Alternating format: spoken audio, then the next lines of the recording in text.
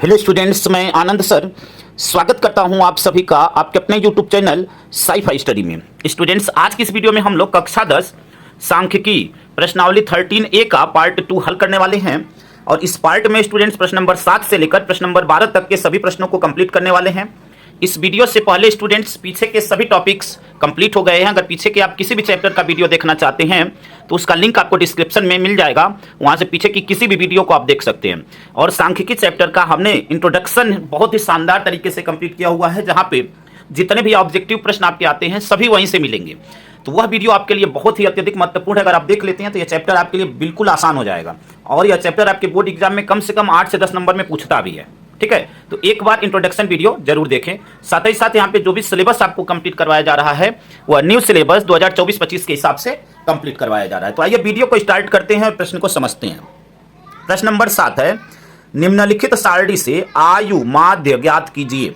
यानी आपको यह सारणी दी गई है, इस सारणी से आपको आयु माध्य ज्ञात करना है। तो देखिए यहाँ पे वर्ग अंतराल हमने सभी को लिख लिया है पहले ही, क्योंकि वीडियो जो है थोड़ा सा छोटा होगा अगर पहले ही लिख लेंगे तो। ठीक है, तो चलिए यहाँ पे वर्ग अंतराल देखिए, जब भी प्रश्न को ध्यान से समझिएगा, जब भी आपको वर्ग अंतराल देगा, ठीक है, तो वर्ग अंतराल देगा तो हमेशा तब आपको मध्यमान या मध्य बिंदु आपको निकालना पड़ेगा। या तो आप मध्यमान लिखें या मध्य बिंदु लिखें, यानी यक्स का मान निकालना पड़ेगा। वह कैसे निकालना है वह बताएंगे। ठीक है, तो चलिए यहाँ पे अब इसको हल करते हैं। वर्ग अंतराल यहाँ पे देखिए 10 से 19, 10 से 19, फिर 20 से 29, 20 से 29, फिर 30 से 39, 30 से 39, फिर 40 से 49, 40 से 49, फिर 50 से 59, और फिर 60 से 69, और फिर 70 से 79, 70 से 79, और 80 से 89, 80 से 89। ठीक है, यह वर्ग अंतराल है। देखिए आप चाहें तो बारंबारता इधर लिख सकते हैं, और यहाँ पे जो मध्य बिंदु है या मध्यमान है उसको इधर लिख सकते हैं, कोई प्रॉब्लम नहीं है। आपको एक आदत रखना है, एक आदत ध्यान रखना है, कभी भी चाहे किसी को, चाहे आप चाहें तो इसी को इधर लिखें, यानी मध्यमान को ही पहले लिखें, बारंबारता को बाद में लिख सकते हैं, या आप चाहें तो बारंबारता को पहले लिखकर मध्यमान को भी बाद में लिख सकते हैं, कोई प्रॉब्लम नहीं है। मतलब पहले और बाद में लिखने से कोई प्रॉब्लम नहीं है। अब मध्यमान निकालेंगे कैसे, ध्यान से समझिएगा। यहाँ से देखिए, मध्यमान निकालने के लिए यह आपका निम्न सीमा है और यह आपका उच्च सीमा है, दोनों को जोड़ना है और 2 से भाग दे देना है। तो देखिए 19, 10, 29, और 29 में 2 से भाग देंगे तो वह हो जाएगा आपका 14.5। क्या हो जाएगा? 14.5। देखिए इसमें 2 का गुणा करेंगे तो 29 ही आएगा। ठीक है, अब देखिए यहाँ पे यह आपका क्या होगा, इन दोनों को जोड़ना है, यानी 20, 20, 40 और 9, 49। 49 में जब 2 से भाग देंगे तो वह क्या आ जाएगा? 24.5। ठीक है, इन दोनों को जोड़ना है तो 30, 30, 60 और 9, 69। 69 में जब आप 2 से भाग देंगे तो वह आपका हो जाएगा 34.5। ठीक है ना। आई होप कि इस बात को आप समझ गए होंगे। अब यहाँ से देखिए 40, 40, 80 और 9, 89। 89 में जब आप 2 से भाग देंगे तो वह आपका हो जाएगा 89 में 2 से तो 44.5। ठीक है ना। देखिए यहाँ पे क्या है कि 10-10 का यहाँ पे गैप है, तो यही 10-10 का गैप अगर हम लेकर लिखते चले जाएं तो आपका अगला नंबर मिल जाएगा। हमें ऐड करके निकालने की जरूरत नहीं पड़ेगी। ठीक है ना, नियम वही रहेगा, इन दोनों को जोड़ना है, 2 से भाग देना। तो देखिए 14, 10, 24, 10 का गैप आपको दिख रहा है, 24, 10, 34। यानी अब इसमें 10 जोड़ेंगे तो इन दोनों के ऐड करके 2 का जो डिवीजन करेंगे वो आ जाएगा। तो 44 में 10 जोड़ेंगे तो क्या हो जाएगा आपका? 44 में 10, 54 और 10.5। ठीक है, आई होप कि इस बात को आप समझ रहे होंगे। ठीक है ना, इसमें जब 10 जोड़ेंगे तो यह हो जाएगा 64.5। ठीक है, यहाँ पे जब इसमें जब 10 जोड़ेंगे, ठीक है ना, तो 64 में 10 जोड़ेंगे तो क्या हो जाएगा? 74.5। और यहाँ पे 74 में जब 10 जोड़ेंगे तो इसके लिए क्या आएगा आपका? 84.5।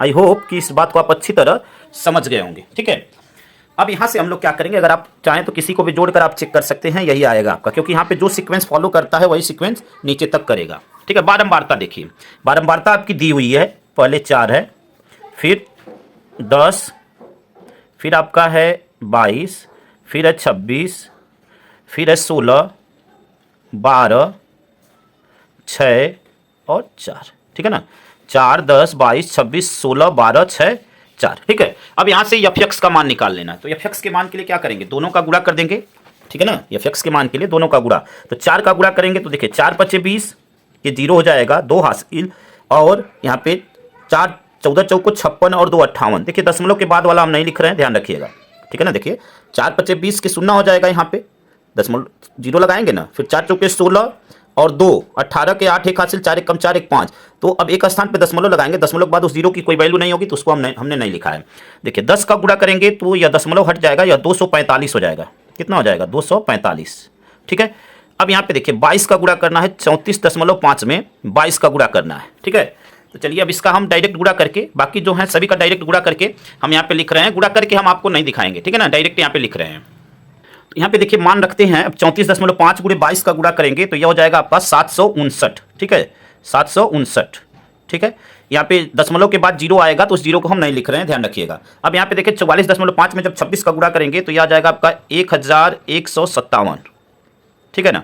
54.5 में जब 16 का गुणा करेंगे तो यह हो जाएगा आपका 872, ठीक है। 64.5 में जब 12 का गुणा करेंगे तो यह हो जाएगा आपका 774, ठीक है ना। गुणा करके हम नहीं दिखा रहे हैं, आई होप कि आपको गुणा अच्छी तरह आता ही होगा, ठीक है। अगर आप क्लास 10th के स्टूडेंट हैं तो आपको गुणा आता ही होगा। अब देखिए 74.5 में 6 का गुणा करेंगे तो यह हो जाएगा आपका 447, ठीक है। यहाँ पे देखिए 84.5 में 4 का गुणा करेंगे तो यह हो जाएगा आपका 338। अब यहाँ से हमें क्या निकालना है? देखिए यहाँ से सिग्मा एफ एक्स निकालेंगे। तो यहाँ पे देखिए सिग्मा एफ एक्स क्या हो जाएगा? सिग्मा एफ एक्स का मतलब कि इन सभी का जोड़।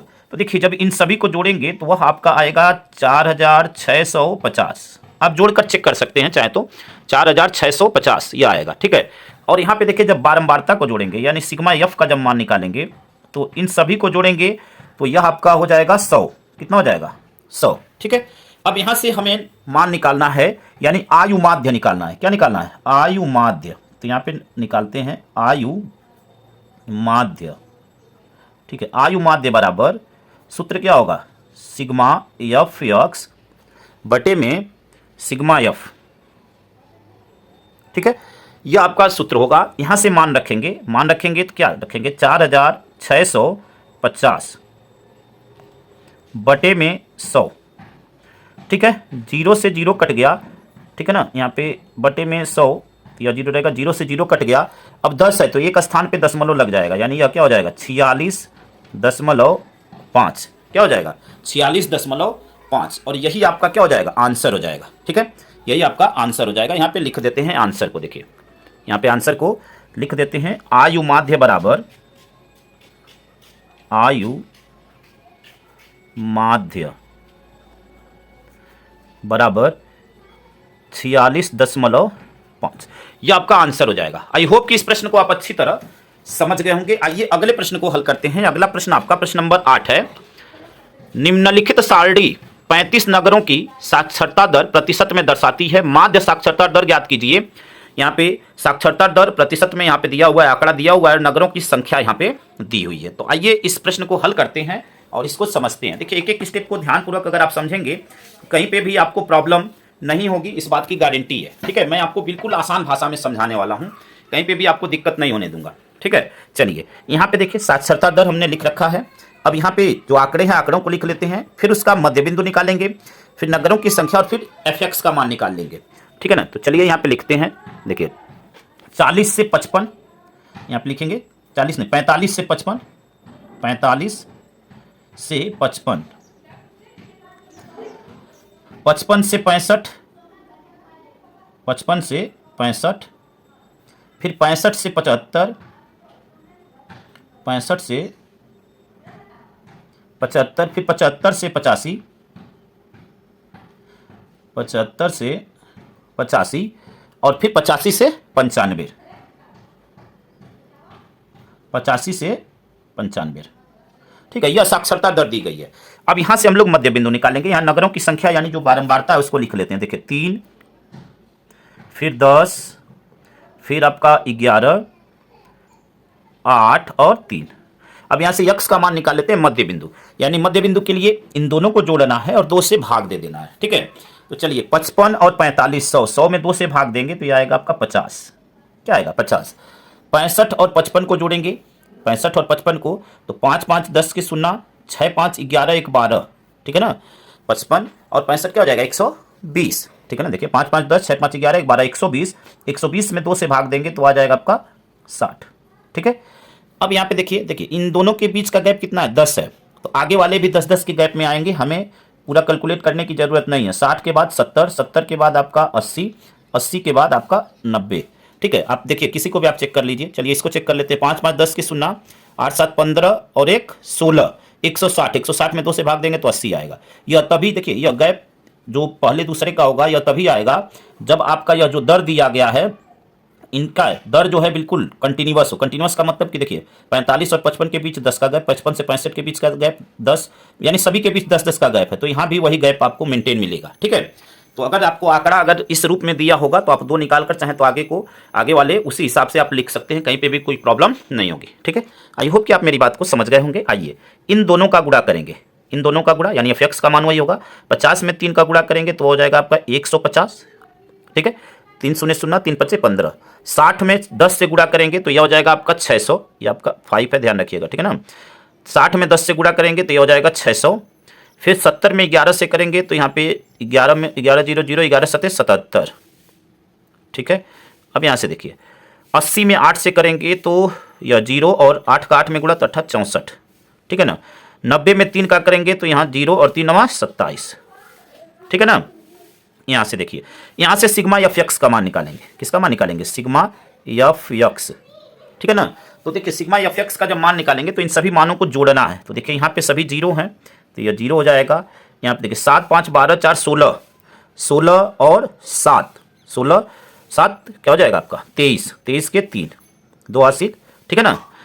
और यहाँ पे अब इसको 2 हासिल तो 2 और 1 3, 6 और 3 9, 9 और 7 16, 16 और 6, 16 6 22, 22 और 2 24, ठीक है। तो ये आपका 24 हो जाएगा, ठीक है।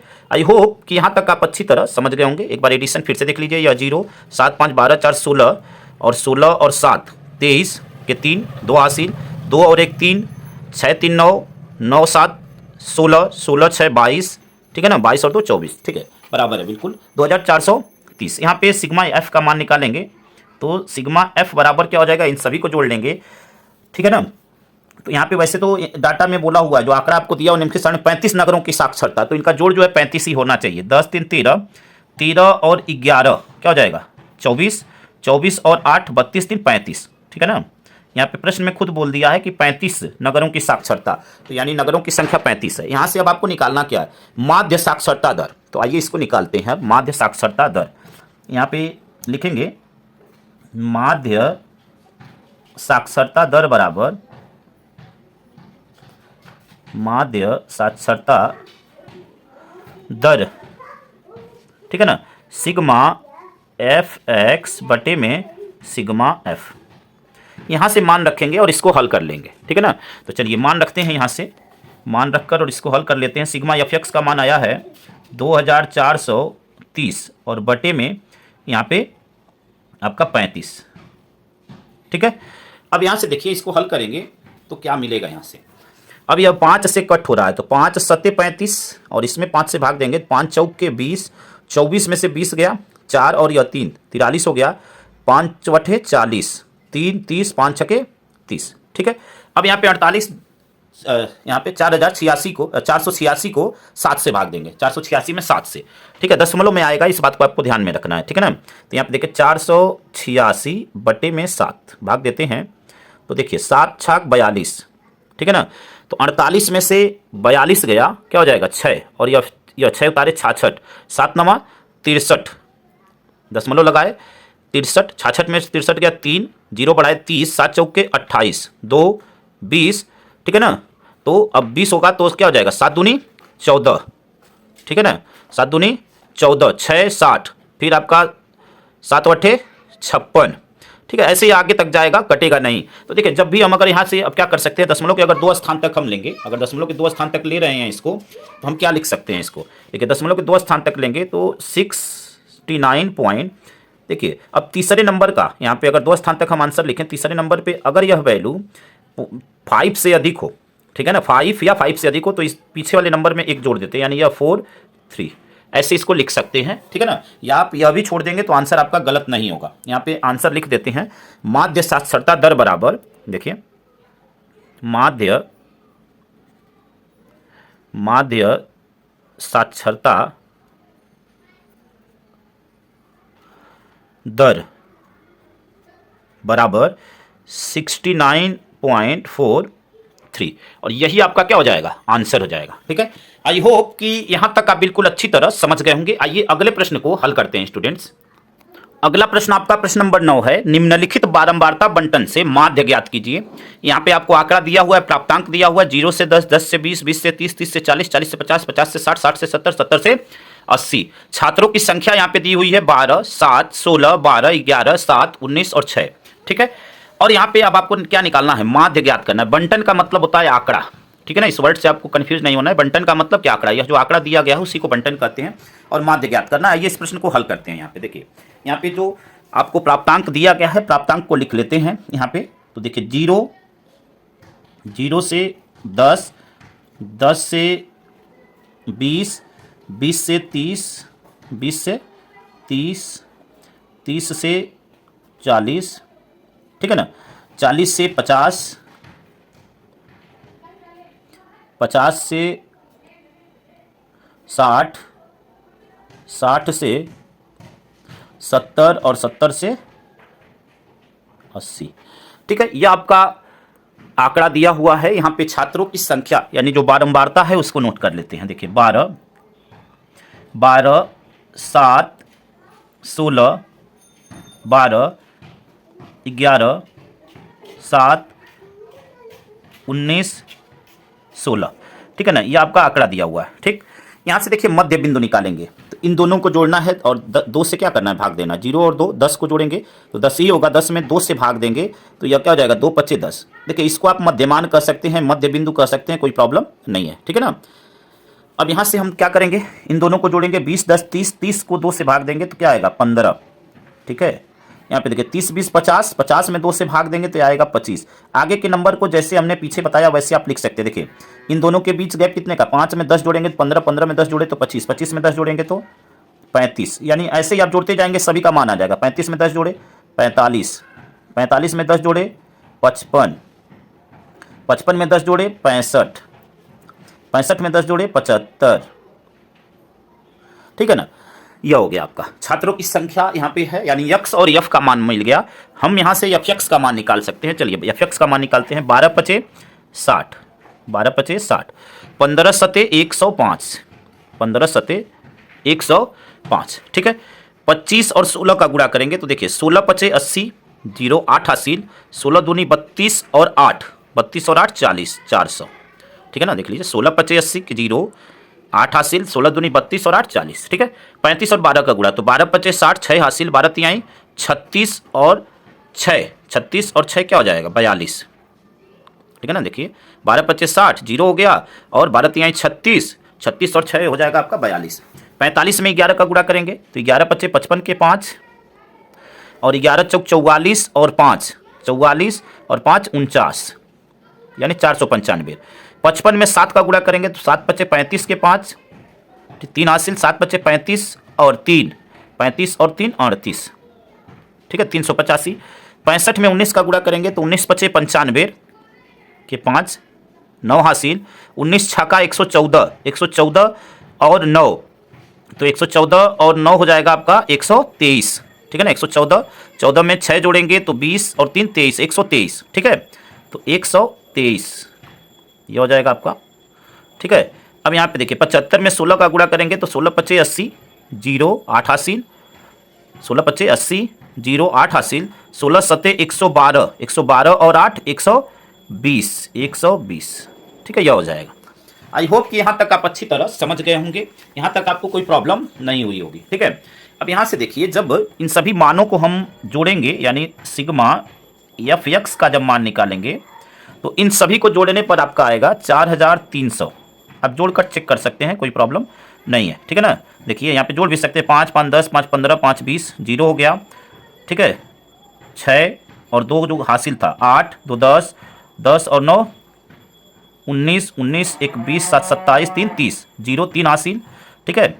तो ऐसे आप जोड़कर चेक कर सकते हैं, आपका 4300 आएगा। आई होप कि आपको जोड़ आता ही होगा, ठीक है ना।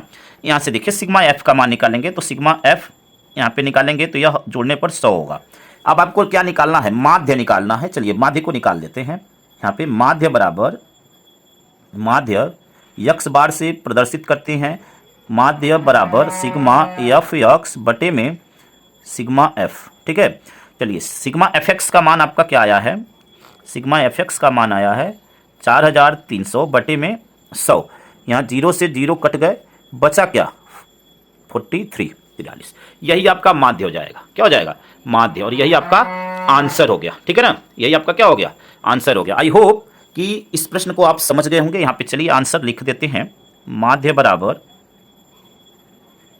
माध्य यक्स बार बराबर 43, यही आपका आंसर हो गया, ठीक है ना।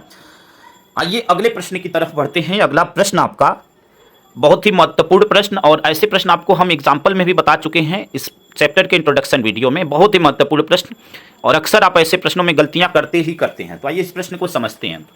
निम्नलिखित आंकड़ों से समांतर माध्य ज्ञात कीजिए। प्राप्तांक छात्रों की संख्या दी गई है 10 से कम, 20 से कम, 30 से कम, 40 से कम, 50 से कम, 60 से कम, 70 से कम, 80 से कम, और छात्रों की संख्या 12, 19, 35, 47, 58, 65, 84 और 100, ठीक है। यह तो आपका देखिए, जब भी आपको इस प्रकार का प्रश्न दे, प्राप्तांक 10 से कम, तो 10 से कम आपको यह सोचना है 10 से कम कितना कम, क्या 0 हो सकता है, बिल्कुल हो सकता है।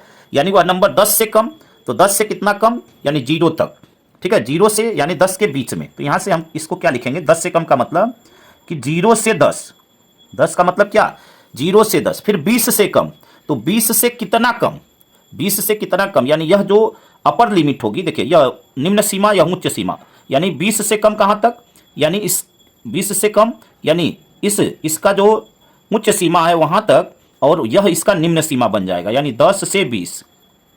ध्यान से समझ लीजिए इस बात को, ताकि आपके मन में कोई प्रश्न न रह जाए।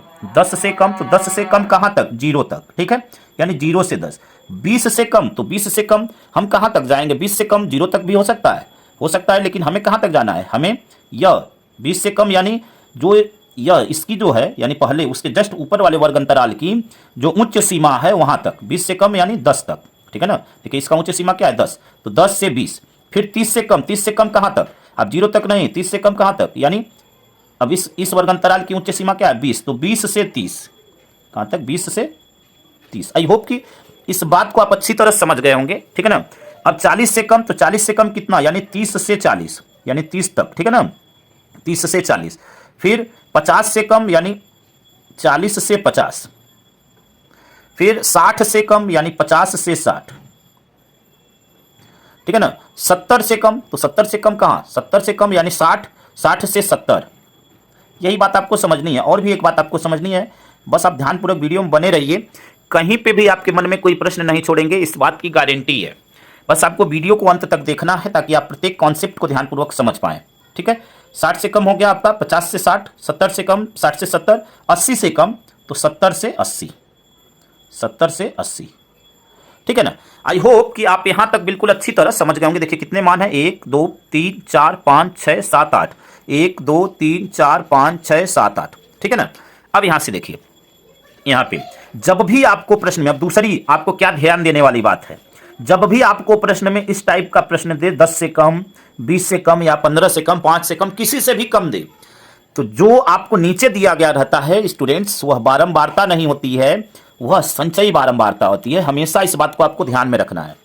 जब भी आपको, फिर से एक बार रिपीट कर रहे हैं, कि जब भी आपको ऐसे प्रश्न दे 10 से कम, 20 से कम या इस प्रकार से, तो जो नीचे जो वैल्यू दी गई है, जैसे यहाँ पे छात्रों की संख्या है, वह बारंबारता न होकर वह संचयी बारंबारता होती है, और वह हमेशा बढ़ते क्रम में होगी। बढ़ते क्रम में देखिए आगे जैसे जैसे आप जाएंगे नंबर आपको बढ़ता हुआ दिखेगा, ठीक है ना। तो चलिए अब संचयी बारंबारता वाले कॉलम में इसको लिख लेते हैं, 12, फिर 19, यह प्रश्न बहुत ही महत्वपूर्ण है, बहुत सारी चीजें आप इसमें सीखेंगे।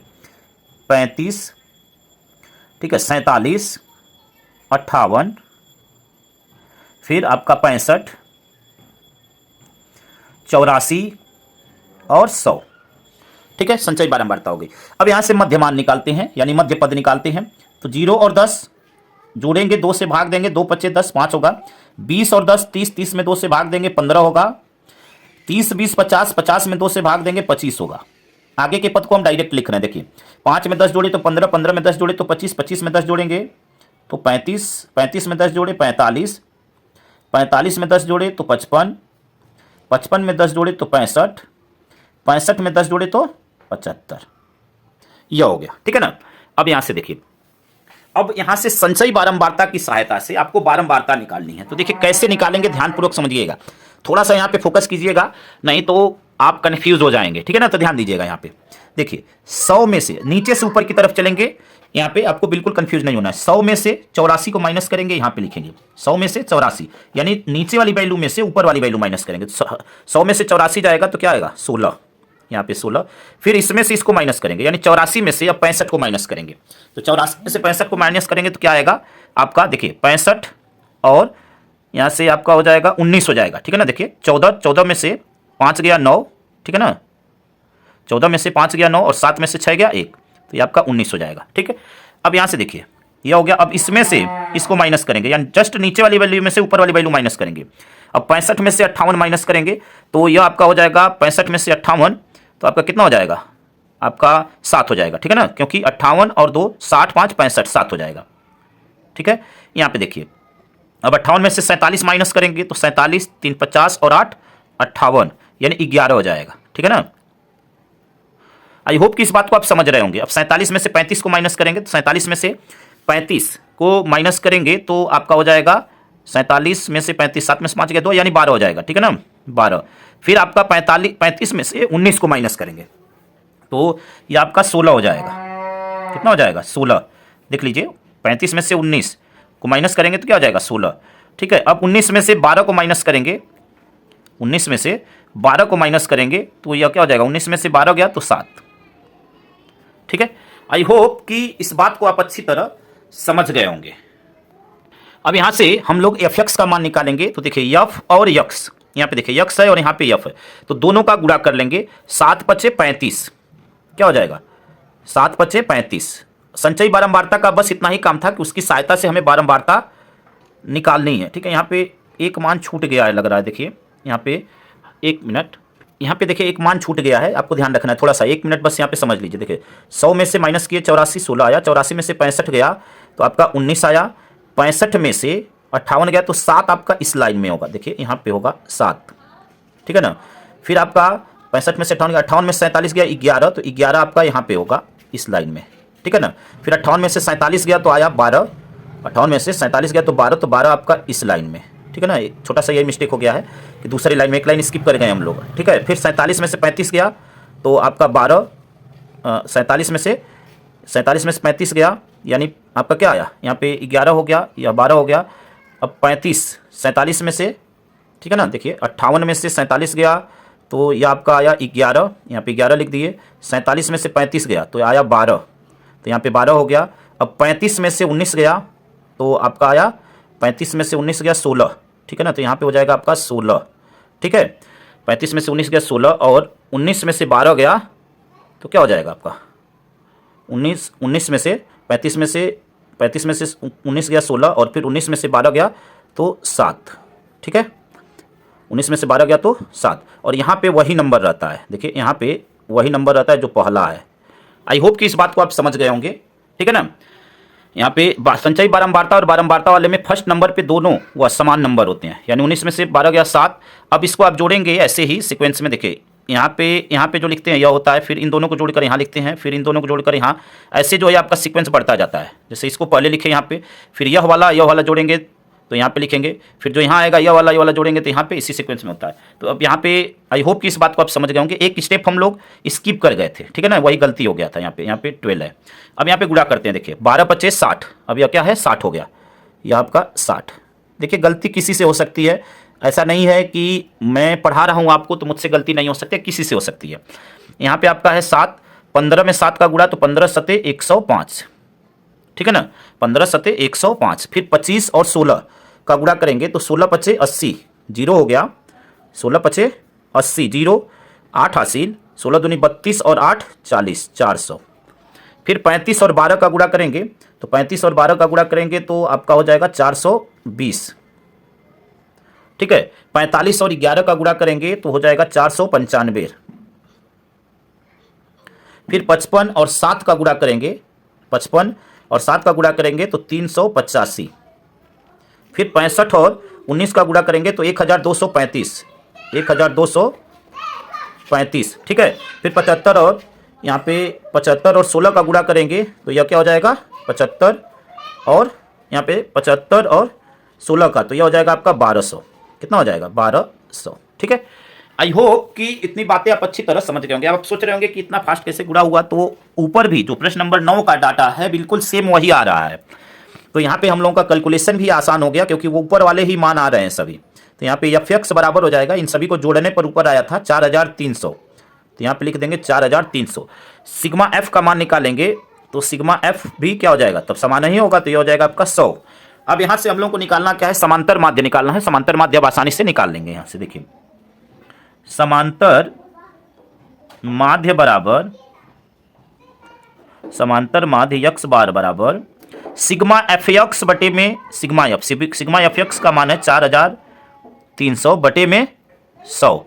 0 से 0 कट गया, क्या आया आपका 43, ठीक है ना, क्या आया आपका 43, और यही आपका क्या हो जाएगा, आंसर हो जाएगा। तो अब यहां पे आंसर लिख देते हैं, समांतर माध्य बराबर 43, ठीक है। समांतर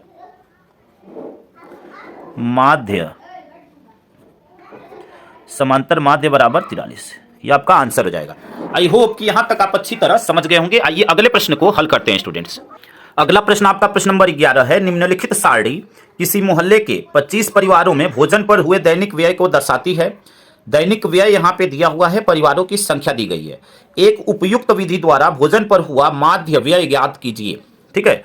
तो यहाँ पे आपको माध्य व्यय पूछ रहा है, आइए इसको ज्ञात करते हैं। यहाँ पे चलिए, दैनिक व्यय आपका दिया हुआ है 100 से 150, यहाँ पे लिख लेते हैं 100 से 150, ठीक है ना। फिर 150 से 200, 150 से 200, फिर 200 से 250, 200 से 250, फिर 250 से 300, 250 से 300, फिर 300 से 350, फिर 300 से 350, ठीक है। सभी मान आ गए। देखिए 10 से 150, 100 से 150, 150 से 200, 250 से 200 से 250, 250 से 300, 300 से 350।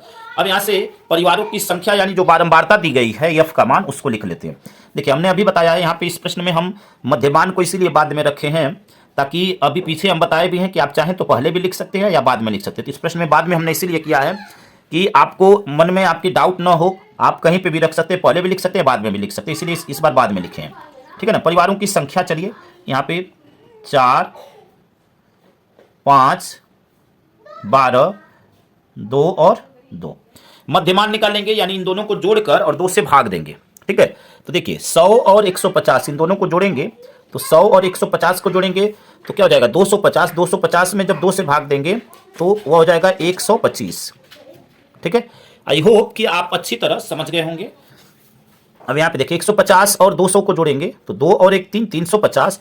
350 में आप 2 से भाग देंगे तो क्या हो जाएगा आपका 175। कितना हो जाएगा 175। 350 में आप 2 से भाग देंगे तो क्या हो जाएगा 375। देखिए आप ऐसे भी निकाल सकते हैं, 300 में 2 से भाग देंगे 150 हुआ, और यहाँ पे यह क्या 50 का आधा 25, ठीक है ना, तो 325 होगा यह, ठीक है ना, 175 ही होगा ना, ठीक है। देखिए 200 एक 300, 350, 300 का आधा 150 और 50 का आधा 25, तो 150 और 25 175 हो गया, ठीक है। अब यहाँ से चलिए अब इन दोनों को जोड़ लेते हैं, 2 2 4, 450। 450 में 2 से भाग देंगे तो हो जाएगा आपका 225। 450 में 2 से भाग देंगे तो 225, ठीक है। इन दोनों को जोड़ लेते हैं। आप चाहें तो अब इनके बीच का जो गैप है ना वैसे भी निकाल सकते हैं। यहाँ पे देखिए 25 में 50 जोड़ेंगे तो 75 आया, 75 में 50 जोड़ेंगे तो 225 आया, 225 में 50 जोड़ दीजिए तो 275, ठीक है। 275 में 50 जोड़ेंगे तो आपका 325। अब आप निकालेंगे तो यही आएगा, देख लीजिए 3 3 6 650। 650 में 2 से भाग देंगे 325 आएगा, या 3 2 5, 550 में 2 से भाग देंगे 275 आएगा, ठीक है। चलिए अब यहाँ से एफ का मान निकाल लेते हैं। एफ के मान के लिए इन दोनों का गुणा, तो गुणा करेंगे तो 125 में 4 का, तो 4 5 20, 0 हो जाएगा, 4 दूनी 8 और 2 10, 0 4 1 कम 4 और 1 5, 500 हो गया। ठीक है, 175 में 5 का 5 पचे 25 के 5, 2 हासिल, 5 सते 35 और 2 5 सते 35 और 2 37 के साथ 3 हासिल, 5 1 कम 5 और 3 8। ठीक है ना। आई होप कि यहाँ तक आप समझ गए होंगे। अब 225 में 12 का 12 पचे 60 के 0, 6 हासिल 12 दूनी 24 और 6 30, 3 हासिल 12 दूनी 24 और 3 27, तो यह हो गया। ठीक है, अब देखिए 2 का गुणा 275 में, तो 2 पचे 10 के 0, 2 सते 14, 1 15 के 5 और 2 दूनी 4 और 1 5। ठीक है ना, 2 पचे 10, 2 सते 14, 1 15, 2 दूनी 4 1 5, 325 में 2 से, तो यह हो जाएगा आपका 650। अब यहाँ से हमें क्या निकालना है, सिग्मा एफ एक्स का मान निकालना है। ठीक है ना, सिग्मा एफ एक्स का मान। तो सिग्मा एफ एक्स का मान निकालते हैं यहाँ से, सिग्मा एफ एक्स तो क्या हो जाएगा इस लाइन में, देखिए आपका यहाँ पे ये आपका 5, बाकी तो सभी 0 हैं, तो यहाँ पे 5, फिर 7 5 12, 12 और 5 17। ठीक है ना, 17 के साथ 1 हासिल, 5 और 1 6, 8 और 6 14, 14 7 21, 21 और 5 26, 26 और 6 26 और 6 32 के 2। ठीक है, 3 हासिल और 2 और 3 हासिल 5, 5275 यहाँ पे 5। ठीक है ना, चलिए यहाँ पे लिख देते हैं 5275। ठीक है, यह सिग्मा एफ एक्स का मान हो गया। अब यहाँ से हम लोग परिवारों की संख्या यहाँ पे यानी सिग्मा एफ का मान निकालेंगे, सिग्मा एफ। तो सिग्मा एफ क्या होगा, या जोड़ने पर 25 होगा, क्योंकि प्रश्न में ही बोल दिया है। देखिए 25 परिवारों, मोहल्ले के 25 परिवारों में भोजन, यानी यह आपका जोड़ने पर 25 आएगा। आपको जोड़ने की जरूरत ही नहीं है, जोड़ भी सकते हैं। 5 4 9, 12 और 9 21 और 4 25। ठीक है, अब यहाँ से आपको मान निकाल लेना है माध्य व्यय। क्या पूछा हुआ है, माध्य व्यय। तो यहाँ पे लिखेंगे माध्य व्यय बराबर, माध्य व्यय बराबर sigma F x, sigma F x बटे में सिग्मा एफ। ठीक है ना, अब यहाँ से सिग्मा एफ एक्स का मान 5275 भागे 25 भाग दे देते हैं। चलिए यहाँ से डायरेक्ट चाहें तो हम कट कर सकते हैं। 25 दूनी 50, 2 हो गया, 25 दूनी 50, 52 में से 50 गया, 52 में से 50 गया, 2 27 हो गया, 25 से कम 25, फिर आपका क्या है 27 में से 25 गया, 2 25, 27 से कम 25 से कम 25। ठीक है ना, तो 211, यह आपका माध्य व्यय आ गया 211, और यही आपका क्या हो जाएगा, आंसर हो जाएगा। तो यहाँ पे लिखेंगे माध्य व्यय बराबर, माध्य व्यय बराबर, और यह किस में होगा, यह दैनिक व्यय खर्च किस में होता है, रुपीज में, तो यह आपका रुपीज लगा देंगे और यह हो जाएगा 211। आई होप कि यहां तक आप अच्छी तरह समझ गए होंगे। आइए अगले प्रश्न को हल करते हैं, और वह इस पार्ट का अंतिम प्रश्न होगा, क्योंकि हम आपसे बोले थे कि प्रश्न नंबर 12 तक इस वीडियो में हम कंप्लीट करने वाले हैं। तो प्रश्न नंबर 12 आपका है यहाँ पे, 40 परिवारों का पानी का खर्च निम्नलिखित तालिका में दिया हुआ है, पानी का औसत खर्च रुपए में ज्ञात कीजिए। ठीक है ना, पानी का औसत खर्च रुपए में ज्ञात कीजिए। ठीक है, चलिए इस प्रश्न को हल करते हैं। पानी का खर्च यहाँ पे रुपए में दिया हुआ है और घरों की संख्या दी हुई है। पानी का खर्च यहाँ पे सबसे पहले जो आंकड़ा दिया हुआ है उसको नोट कर लेते हैं, 25 से 30, यहाँ पे 25 से 30, फिर 30 से 35, 30 से 35, फिर 35 से 40, फिर 40 से 45, फिर 45 से 50। ठीक है ना, अब यहाँ पे देखिए, यहाँ पे घरों की संख्या यानी यह जो बारंबारता है उसको लिख लेते हैं। यफ का मान है यह आपका यफ है 7 8 9 10 और 6। यहाँ से मध्यमान निकालेंगे यानी मध्य पद निकालेंगे, इन दोनों को जोड़कर 2 से भाग, तो 30 और 25 क्या हो जाएगा, 30 और 25 आपका 55, 55 में 2 से भाग देंगे तो आपका हो जाएगा 55 में 2 से भाग देंगे तो देखिए 2 दूनी 4 और 2 सते 14 यानी 27.5। ठीक है, इन दोनों को जोड़ेंगे तो यह क्या हो जाएगा 65, 65 में देख लीजिए 30 30 60 5 65, तो यह हो जाएगा आपका 32.5, 2 से भाग देंगे तो 32.5। ठीक है, अब यहाँ पे देखिए इन दोनों के बीच का गैप कितना है, 27 और 32 के बीच का गैप, या तो 0.5 दोनों में है, तो 27 और 32 के बीच का गैप 5 है, यानी 5 जोड़ते जाएंगे तो आपको अगला नंबर मिलेगा। 32 में 5 जोड़ेंगे तो यह हो जाएगा आपका 37.5। ठीक है, इसमें 5 जोड़ेंगे तो 42.5, ठीक है ना। इसमें 5 जोड़ेंगे तो 47.5। अब किसी को भी निकालेंगे तो वही आएगा, देख लीजिए। चलिए इसको चेक भी कर लेते हैं। 50 और 40 कितना हो जाएगा? 50 और 45 95। 95 में 2 से भाग देंगे तो देखिए 95, 2 चौके 8, 1 15, 2 सत्ते 14, दशमलव लगाए 1 10, 2 पच्चे 10, यानी यही आएगा, ठीक है ना।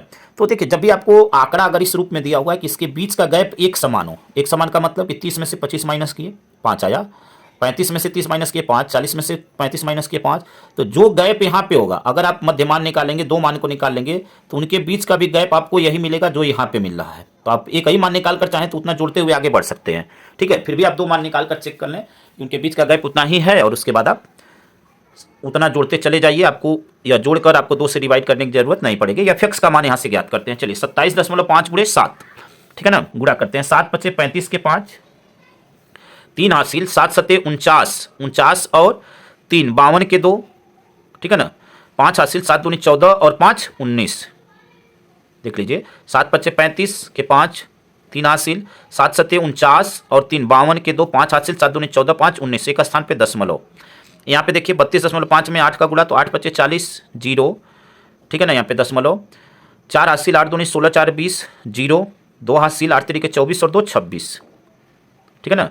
एक बार फिर से चेक कर लेते हैं। 8 पचे 40, 4 हासिल, 8 दूनी 16, 4 20, 2 हासिल, 8 तरीके 24 2 26। यहाँ पे अब 9 का गुणा करेंगे, 9 पचे 45, ठीक है ना, 45 के 5, 4 हासिल, यहाँ पे दशमलव लगाएंगे। 9 सत्ते 63, 63 और 4, 63 और 4 67, 67 के 7 6 हासिल, और 9 3 27 और 6 33, 27 और 6 33, ठीक है।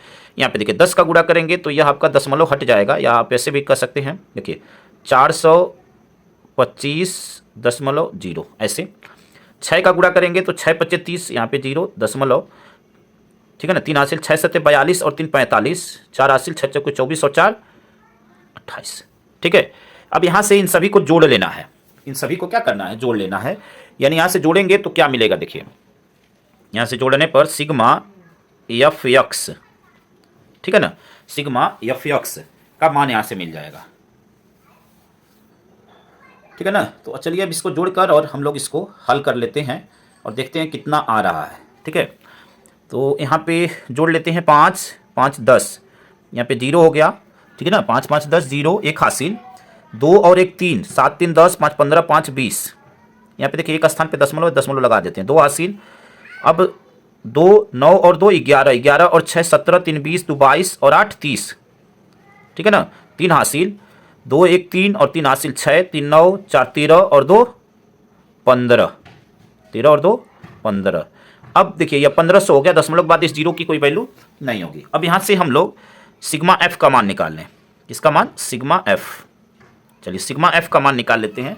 तो यहाँ पे देखिए सिग्मा एफ का मान इन सभी को जोड़ने पर 40 आएगा, क्योंकि यहाँ पे बोला हुआ है 40 परिवारों, नहीं सिग्मा एफ नहीं परिवार, यहाँ पे हाँ 40 परिवारों के पानी का खर्च। तो यहाँ पे यह 40 होना चाहिए। 8 7 15, 15 और 9 24, 10 34 और 6 40, यह सिग्मा एफ का मान 40, ठीक है ना, क्योंकि पहले प्रश्न में बोल दिया 40 परिवारों के पानी का खर्च। यहाँ से अब हम लोग पूछा क्या है? पानी का औसत खर्च पूछा हुआ है। तो लिखेंगे पानी का औसत खर्च बराबर, पानी का औसत खर्च बराबर औसत खर्च बराबर, ठीक है ना, पानी का औसत खर्च बराबर सिग्मा एफ एक्स बटे में सिग्मा एफ। मान यहाँ पे रख देंगे 1500 और बटे में 40, 0 से 0 कट गया, 150 में 4 से भाग देंगे, ठीक है। तो चलिए 4 से भाग देते हैं। 4 तिहाई 12, 15 में से 12 गया 3 30, 4 सते 28, 2, ठीक है, दशमलव लगाए 20, 2 पचे 4 पचे 20, 37.5, कितना हो जाएगा? 37.5, ठीक है ना। देख लीजिए 4 तिहाई 12, 15 में से 12 गया 3 और या 0 30, ठीक है ना, 30 हो गया। अब 30 हो गया तो 4 सते 28, 4 सते 28, ठीक है। तो 4 सते 28, 2 आया, ठीक है, 2 आया और फिर दशमलव लगाए, 0 बढ़ाए, 20 हो गया, 4 पचे 20, एक 0 पहले ही कट गया था, ध्यान रखिएगा। अब यह पानी का औसत खर्च कितना आया? 37.5। यहाँ पे बोला हुआ पानी का औसत खर्च रुपए में, तो यह रुपए में हो जाएगा 37.5, ठीक है ना। यहाँ पे लिख देते हैं पानी का पाने का औसत खर्च बराबर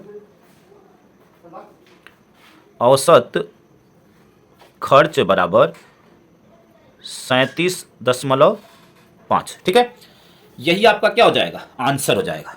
आई होप कि यहां तक आप बिल्कुल अच्छी तरह समझ गए होंगे। और इस पार्ट में स्टूडेंट्स इतना ही, बाकी के जो बचे हुए प्रश्न हैं उसको अगली वीडियो में कंप्लीट करेंगे। और अगली वीडियो में आपका पूरा यह प्रश्नावली 13A आपका पूरा कंप्लीट हो जाएगा। ठीक है, आई होप कि आप प्रत्येक प्रश्न को अच्छी तरह समझ गए होंगे। अगर आपको वीडियो अच्छा लगा हो तो वीडियो को लाइक शेयर कमेंट करें, और चैनल पे नए हैं तो चैनल को जरूर सब्सक्राइब करें। आप सभी के लिए हम लगातार मेहनत कर रहे हैं, तो आई होप कि आप चैनल को जरूर सब्सक्राइब करेंगे और वीडियो को अपने दोस्तों तक जरूर शेयर करें, ताकि थोड़ा सा चैनल की भी हेल्प हो सके। ठीक है, आप सभी के लिए मैं निरंतर प्रयास कर रहा हूं कि आपका रिजल्ट जो है काफ़ी अच्छा हो। इस चैनल पे आपके लिए प्रीवियस ईयर के मॉडल पेपर आपके लिए प्रोवाइड किए जा रहे हैं। अगर वह भी वीडियो आप देखना चाहते हैं तो उसका लिंक आपको डिस्क्रिप्शन में मिल जाएगा। धन्यवाद। जय हिंद, जय भारत, वंदे मातरम।